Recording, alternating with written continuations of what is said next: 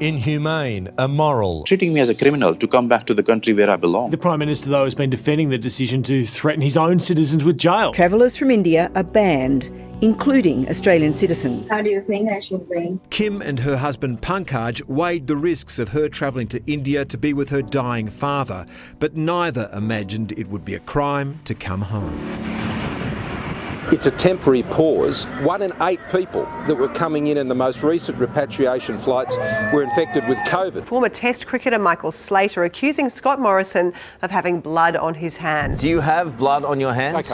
No, it's obviously absurd. Michael Slater needs to get over himself. He's acting like a sport prat.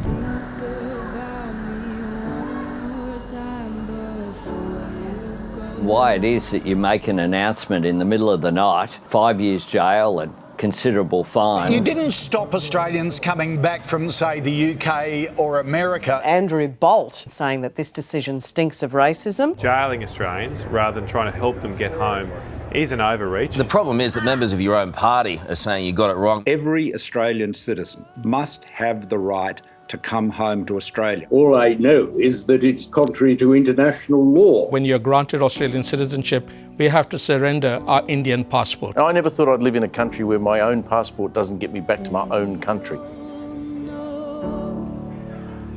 In response to criticism of the move, the government said it was following the advice of the Chief Medical Officer. The decision was recommended by our Chief Medical Officer very clearly. There was no advice given in relation to fines or jail terms. The Prime Minister made it quite clear yesterday that nobody's going to be jailed. Well, why put it in place anyhow? Why were they announced? It's a fair question.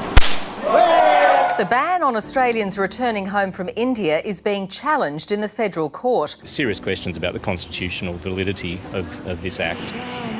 The sort of nuclear option of just cutting the borders off is done on the background of really not having the capacity there that we should. Vaccine rollout is so far behind the rest of the world. We've touted the great success of hotel quarantine, but in fact, when it's stressed, it doesn't actually perform very well. Like at the same time as you're saying we have the best quarantine in the world, you're admitting it's not up to the task. Why haven't we invested in safe options to quarantine people? Hardline border policies, though wildly popular at a state level during COVID, have their complications on a national and international front. We're a very humanitarian country and we'll, yeah.